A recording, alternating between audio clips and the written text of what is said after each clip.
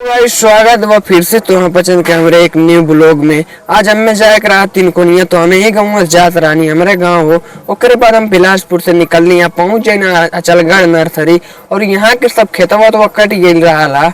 ओकरे बाद में हम पहुंचे यहाँ एकदम तीन कोनिया के बीच बिचारी जंगल में। ओकरे बाद चंगू मंगू यार वार लटक के वीडियो बनावता ना दोनों मिला। ओकरे बाद हम पहुंच गए बड़ेरा के सब बड़ेरा कहला प्यार से। इसके बाद में आई गऊ मछली मारत रहे पोखरवा पे। अकरे बाद घर में पहुंचनी यहाँ तक घर आए भोसड़िया वाले जो बड़ा सुरती भूखा गए ना सुरती खाता ना। आज के ब्लॉग बहुत मस्त रुकल रहे सब जनी। हाई देखा ताश होता तो हाई साला छिनरा ही करता महासत बा देखा सालक देखा। ओकरे बाद इन्हें सारे पीछे पीछे घूमत आली अंदर के हम इन्हें दौड़त आने की कहीं हैरान न जाए हम सोची। ओकरे बाद स्कूल तीन कोनिया के देख ले सरकारी स्कूल हो। ओकरे बाद चच्चा इतना दल्ले रहना ढेरी बक्सा है भाई मेहनत कर बड़ा तने सारे हंस हंस मजाक उड़ावत है।